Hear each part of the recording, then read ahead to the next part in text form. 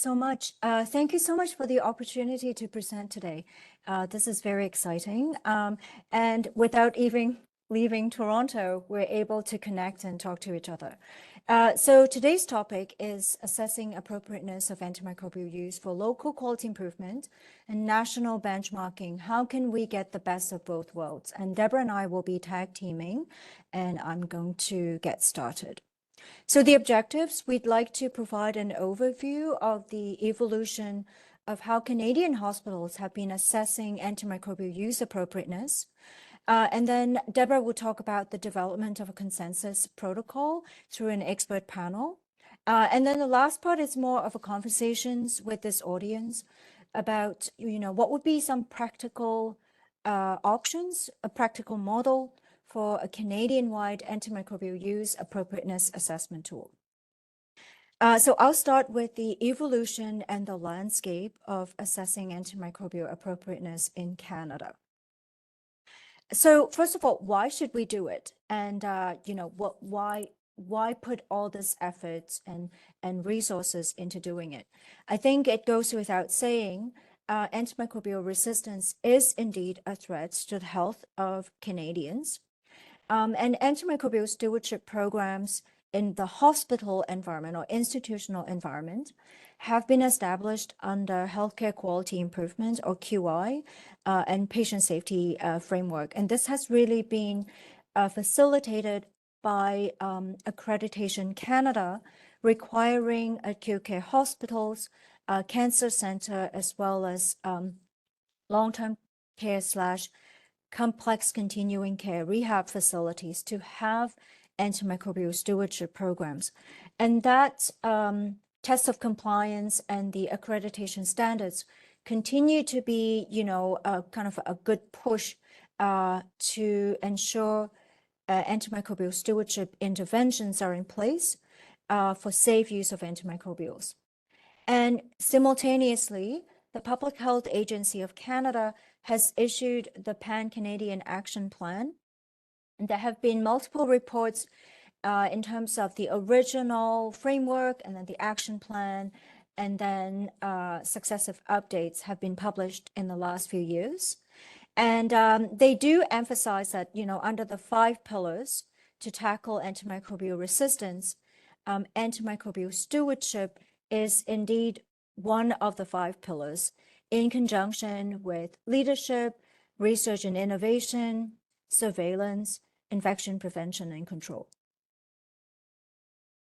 So why should we be doing this? Coming back to the very important question. If you look to the left side of the screen, this talks about quantity of antimicrobial use. And the right side of the screen is quality of antimicrobial use. So just give me, a few seconds to explain why we want both. Quantity of use is relatively easy to report. Conventionally, this has been pulled from pharmacy data. I'm putting that in quotes because technically this is actually medication use data. And historically, it's the most commonly reported metric. It's also part of the Accreditation Canada standards. Different metrics have been used, probably most commonly defined daily dose, but days of therapy also increasingly used. Length of therapy, antibiotic-free days are other options. But this only speaks to an aggregate level, the totality of how much was dispensed, or if you're lucky, how much was administered. Quality of antimicrobial use is actually, I think it's closer to the kind of the truth, in the sense that we're now looking at patient level data. It is much harder to obtain. And, we need information about indication and intention. Intention being, is this empirical choice, targeted choice? Are we treatment? Are we using this for treatment, or are we doing this for prophylaxis? We also need to have a framework that we can all agree upon to determine appropriateness, because what I count as appropriate, another person coming to adjudicate may not agree, and we have to have those established a priori. There's also a very strong requirement to access kind of the details pertaining to the clinical decision making. Often this could be done, in a retrospective manner. We are trying to think about, what was the prescriber thinking when they chose this for this purpose. We might have to look into the notes if you're lucky. They're electronic. If you're less lucky, they might still be written notes, and we're trying to figure out kind of in a retroactive manner what was the thought process. So that's much more difficult to do. And you could argue it could be less valid because we're not doing this in real time. But this would certainly be the new frontier of kind of antimicrobial stewardship. I would say both are equally important and they complement each other. They provide context. And I think the most important thing here is it helps us devise actionable changes for both local quality improvement as well as national benchmarking. I want to emphasize actionable changes here because if you just tell me, hey, your unit is using a lot of piptazo, I might be like, okay, but it might be justified. Maybe we did have a lot of hospital-acquired infections in the recent times that justified the use of piptazo. If you tell me my unit is using a lot of piptazo and there seems to be a lot of use for piptazo in community-acquired pneumonia, which is actually not really adhering to our local guideline, you're giving me something that is actionable, and I can actually take this, devise a local quality improvement strategy, work with our prescribers and our clinicians, and in an interprofessional fashion to make some actionable changes. So I think that's the difference that combining these two would make. But what constitute the ideal appropriateness assessment tool? The imagery here, you could see we're wearing Wellington boots, wading into very muddy waters. But that's precisely the point I'm trying to make. We are going through some very muddy data and trying to distill that and understand, what is the appropriateness of use. I would say the ideal tool needs to capture valid data elements that are well-defined and convenient to identify. We don't want to be spending a disproportionate amount of time, efforts, and money only to capture things that are actually may not be that valid. That also goes into affecting kind of the faith your prescribers might have, the trust in kind of the validity of the data. Because the last thing we want is to say, well, only, 15% are, perhaps suboptimal, inappropriate, only for the prescribers to be challenging and say, is that valid? I would say, suboptimal use is probably very low, close to 5%. And that's because we are having, disagreement in terms of the validity of the information. The user interface to use this tool needs to be intuitive. We talked about the adjudication framework, a priori. We need to have something that we all agree. And that also needs to be flexible enough to accommodate local needs as well as national requirements. We want to fulfill both. There's no point in doing things multiple times to meet different needs. We should be able to do it together that is usable at the local setting, but also meaningful at the national level. Ideally, this needs to be well integrated into the clinical decision making as well as the electronic medical records. We should have an accessible output report that I can just take with me to my prescribers when I'm doing clinical antimicrobial stewardship activities. But at the same time, I would want to be able to say when it's time for accreditation, I can just show them, hey, I have longitudinal data over the last 12 months. These are my information pertaining to antimicrobial use, quality of prescribing. Of course, any tool that we use nowadays, we need to make sure they meet privacy standards as well as Canadian legislation. Data security is top of mind. Every day I'm getting news about whatever that was that I had been submitting, whether it's personal use, banking, school boards. There has been some hacking going on. So this is obviously very important because we're talking Canadian health data. Ideally, this tool is free to use, or at least if there's a charge, it should be a nominal cost. The process should be low resource intensity, and the design needs to be intelligent, ideally with some degree of automation. That obviously is the most ideal blue sky thinking. So let's talk about the two main ones that have been used in the Canadian context. I'm going to start with global PPS. Some of you might be familiar with this already. In terms of the survey type, this is a point prevalence survey of active antimicrobials. It's a web-based portal, but it could also be done by paper. They try to accommodate, resource rich as well as, resource limited settings, countries, regions. If it's web-based, definitely requires internet. In terms of privacy and data security standards, I have not been able to find a lot of information, mostly because I would have to be a participating site in order to access that information, which totally makes sense. So I'm not saying they don't have, I'm just saying I cannot find it easily. Their adjudication framework is consensus guidelines. In terms of the data outputs, it would be the hospital's own data in terms of the quantity of prescribing. They capture AMR data, antimicrobial resistance, as well as indication. The feedback report is available for those parameters. In terms of quality of use, this is limited to guideline adherence. In terms of regional or national benchmarking, this is pre-arranged with global PPS. In terms of unnecessary antibiotic, by that I mean there is an active antimicrobial order, but there's actually no real indication. That information is not captured. In terms of ownership, the tool itself, as well as the data, are proprietary to Biomilieu, which is the proprietor of this tool. So there had been several reports of global PPS Canada. The first one was based in 2017 data. At that time, it was a smaller scale. I think only 14 hospitals participated at that point. I'm taking these pictures, these figures from the publication in 2020 in Antimicrobial Resistance Infection Control. You can see the data are quite granular. But I would also argue the data visualization is actually a little bit challenging.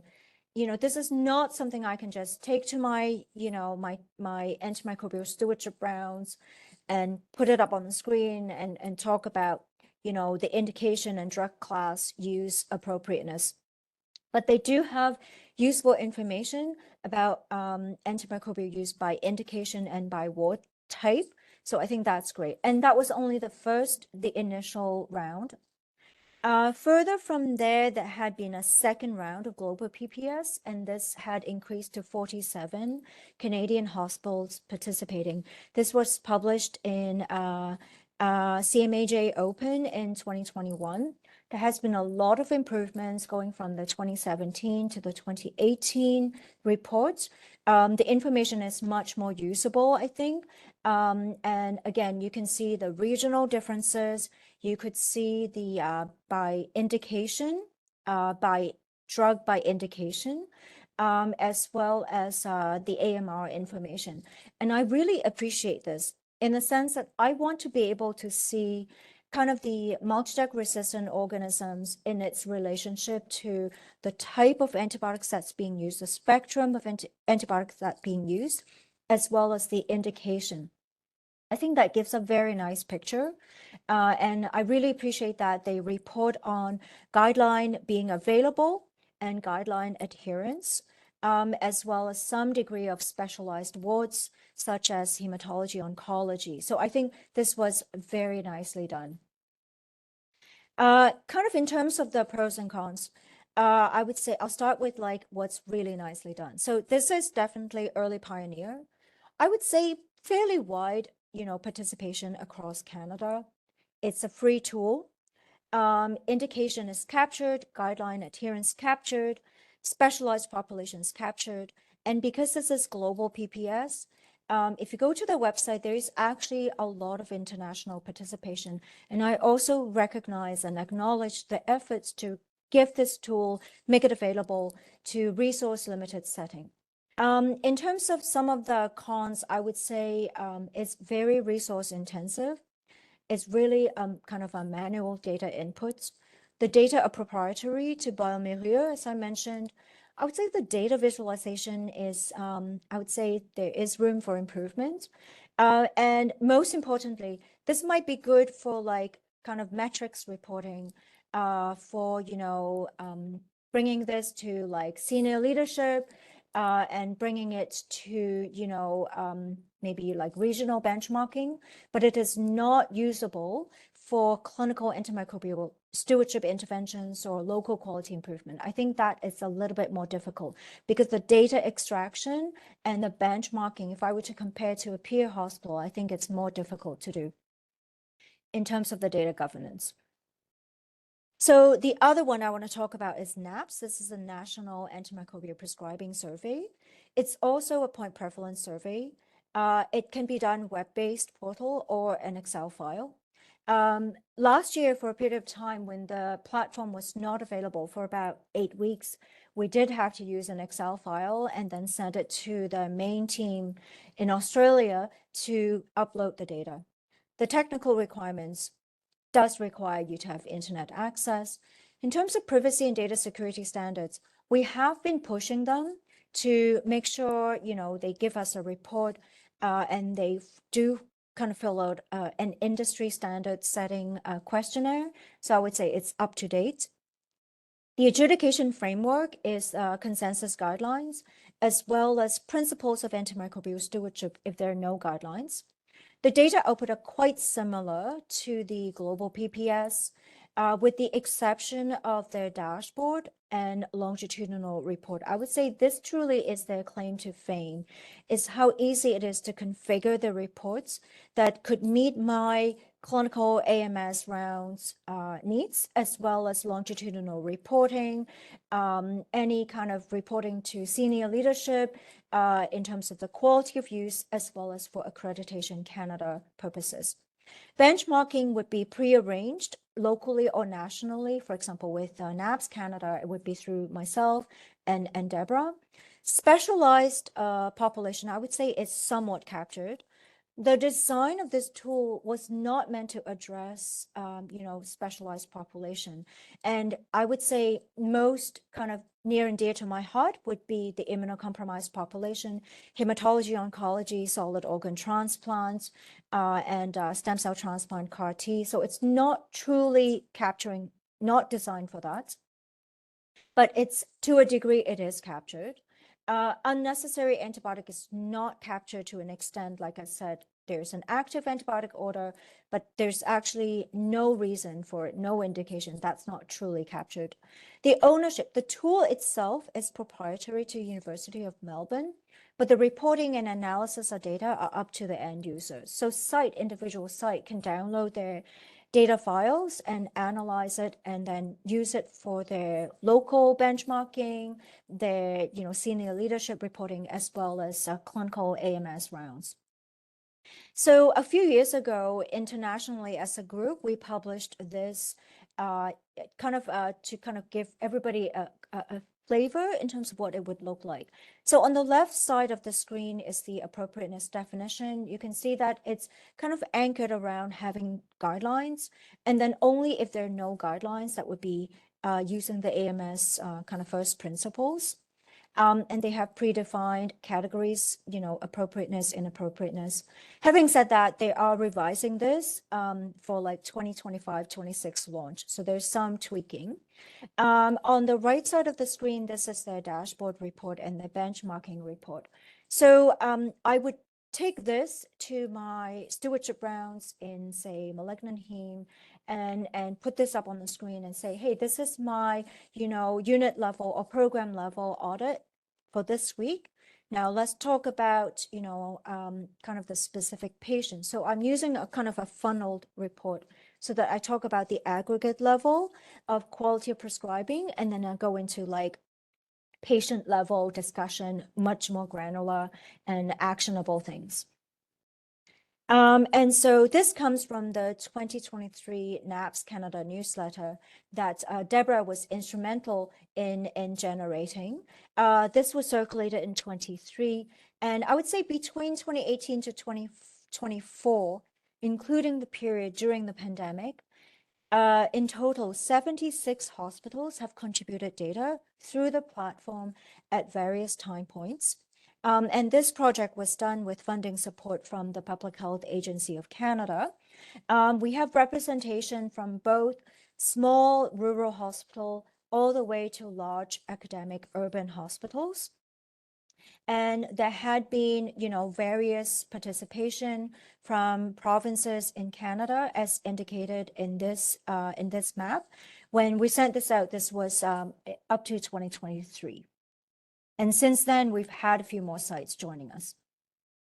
The data collected from NAPS Canada had also contributed to the Canadian cost report, which is generated by the Public Health Agency of Canada. So this was done they published this in 2022, and they included NAPS data between 2018 to 2021. These data were sent to them aggregated by province as well as de-identified. So no sites were identified, there's no names. No patient level data is just aggregated to the provincial level.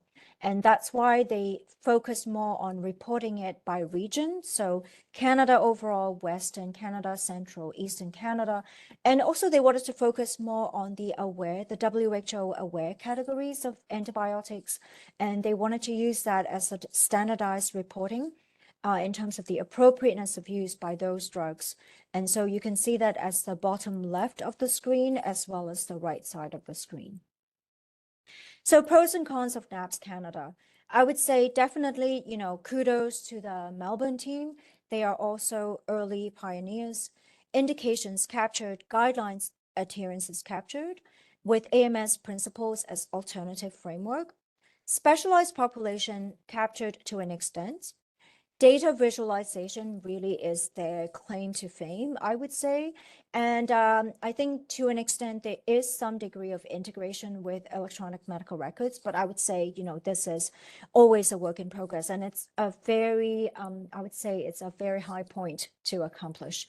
In terms of some of the cons, I would say it's very resource intensive. It's still a patient by patient kind of data input.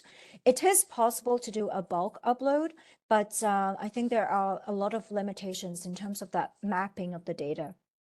The platform itself is proprietary to the University of Melbourne, and the data are housed outside of Canada. So you could see there might be some challenges there. Limited participation across Canadian hospitals. Ideally, we are able to do an annual benchmarking, but that because of variety of factors that listed here, it's somewhat challenging to do. It is very costly. And there is some international participation, but not to the same degree as global PPS.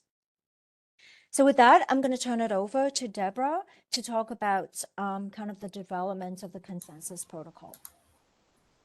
Great. Thank you, Miranda. Thank you for that overview.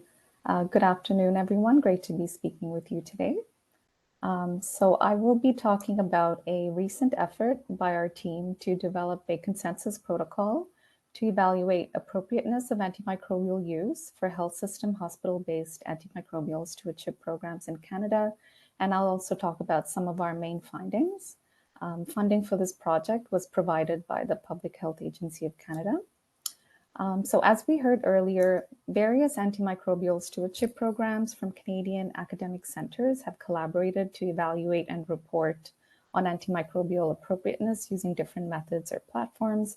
However, there is currently no consensus on a standardized approach across Canada that also accounts for the regional and center-specific characteristics. So understanding and measuring the quality of antimicrobial use in a standardized manner will help antimicrobial stewardship programs, or ASPs, reflect on prescribing patterns, local epidemiological trends. It can help them address gaps in knowledge, promote the development and implementation of targeted stewardship initiatives, scale up best practices, and raise awareness. At the hospital health systems level, a standardized appropriateness assessment protocol will help ASBs demonstrate accountability and inform strategic planning of local quality improvement to move the program forward.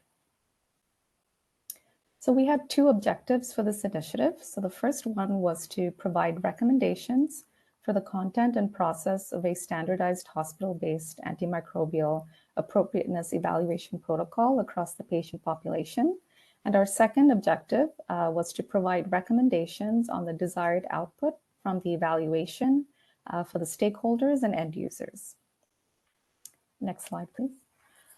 Ultimately, we envisioned the standardized appropriateness assessment protocol would, number one, facilitate the design of antimicrobial stewardship programs and be used to perform local quality improvement initiatives, as well as the strategic planning of interventions that optimize antimicrobial prescribing. And number two, inform Canada's antimicrobial stewardship strategies by using the findings on appropriateness assessments conducted across hospital sites across Canada. And the data would also support national and international benchmarking under One Health and WHO initiatives. One thing I did want to mention was that the technology or identifying the technology to operationalize the protocol was not in the scope of this project. Next slide, please. So we utilized the CFIR framework, or the Consolidated Framework for Implementation Research, as the foundation for the initiative. And it's a highly used framework in healthcare settings. So basically, implementation science is a branch of research which systematically studies how to promote the uptake of proven approaches to improve health outcomes. So implementation science frameworks, they typically embrace contextual factors of the intervention rather than try to control them.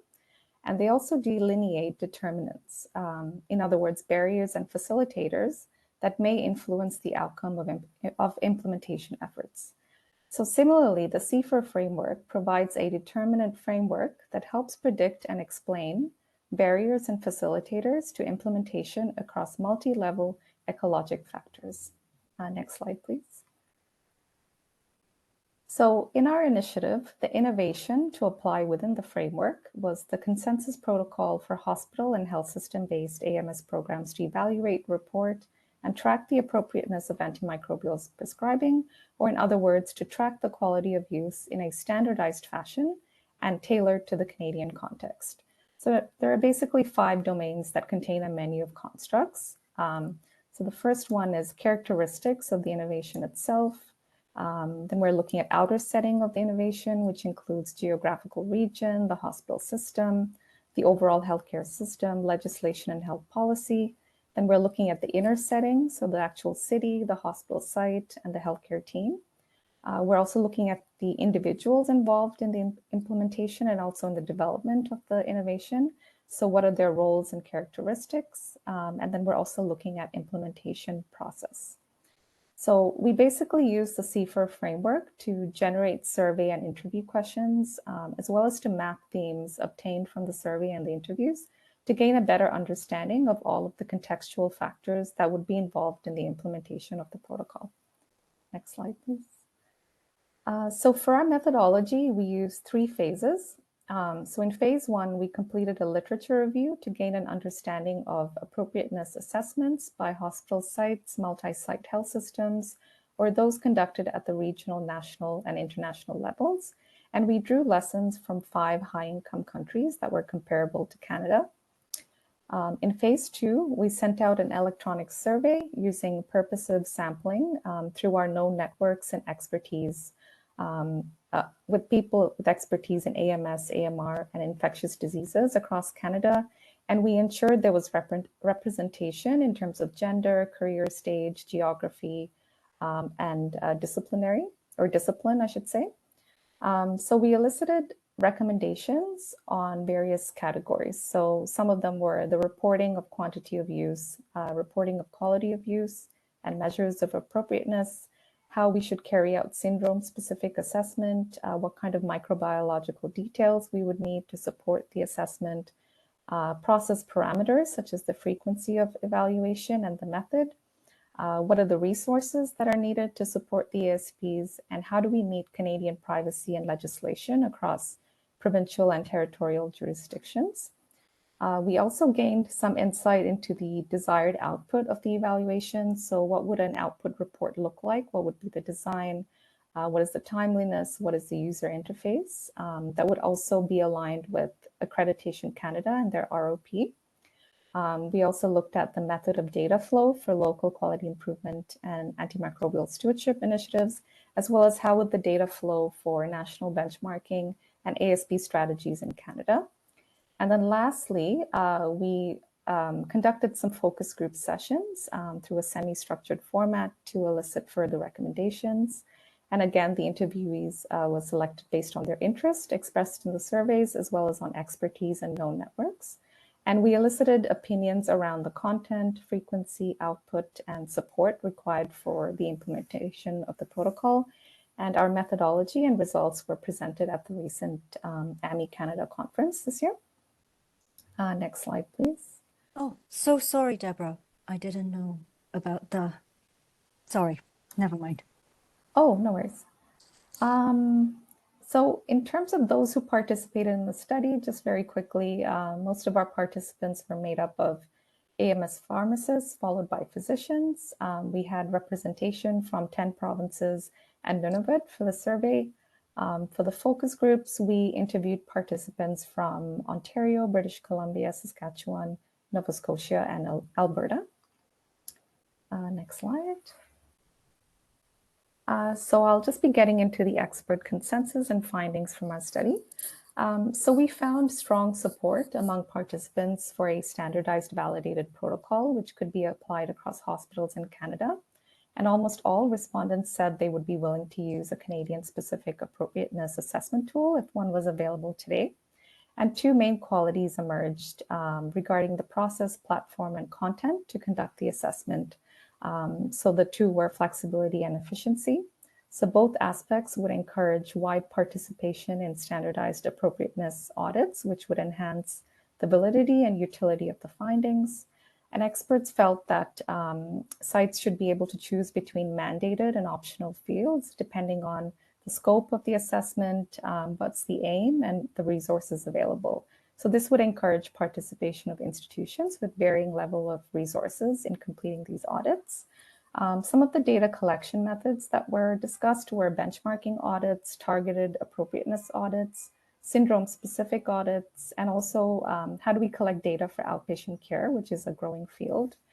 So some of the facilitators to flexibility and efficiency was being able to automate, so pre-filling data that the team can just kind of analyze and check for appropriateness, limiting the free text, and ensuring that there's some compatibility with the institution's EMR system.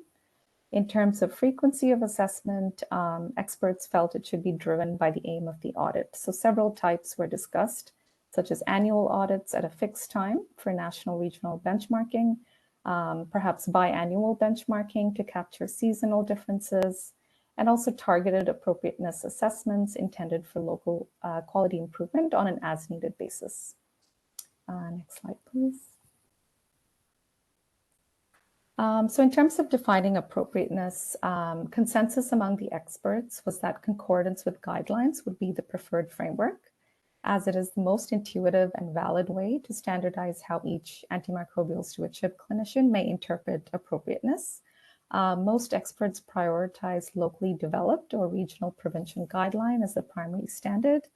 And some preferred national guidelines as well as a primary standard for benchmarking to facilitate validity and standardization of the audit. To facilitate flexibility, some felt it would be beneficial to indicate the type of guideline that they use to determine the concordance. Next slide, please. Finally, in the discussion around resources to complete audits, funding was definitely recognized as a facilitator. However, no mechanism was identified. So instead of actual dollar funding, consensus was that we can provide some kind of non-monetary support or the sites can receive some kind of non-monetary support, such as off-site infectious disease expertise for those sites that don't have that, as well as a robust, user-friendly, and visually pleasing output report that could be easily downloaded and could be used to support their program and also to show management within the hospital site. They also were looking for endorsement by senior leadership to conduct appropriateness audits, and also endorsement by Accreditation Canada. And they felt that if Accreditation Canada actually included appropriateness assessment as a requirement, that would be very impactful as well in terms of facilitating appropriateness assessment. And that concludes my presentation. Thank you. Thank you. Thank you, Deborah. Okay, so I just wanted to make sure we had a few minutes for some facilitated discussion. I'd love to hear from this group, what you think could be done so that we could create a better kind of environment, to have national momentum to increase participation in the appropriateness assessments for hospital to use, so that we could do this as like a collaborative efforts to help everyone, but also help Public Health Agency of Canada, or the government of Canada to fulfill the requirements at the WHO level, but also for them to help, nationally raise awareness and provide resources. I think the other question is like, what kind of support and resources should be in place to capture outpatient antimicrobial prescribing? As Deborah mentioned, this is kind of like there's a growing need to capture that. And I recall in previous conversations with Jason's team, this was also brought up. It's like, well, how are you going to do that? This is important too. And think about it, under the One Health approach, we should be able to do this in a much more comprehensive way instead of siloing it to hospital use and then we don't know what's going on outside. So I'm just going to pause there in case there were questions or comments from the audience, or they had answers to these two questions. That's great. Thank you both. Yeah, if there are, I'll stop the recording here.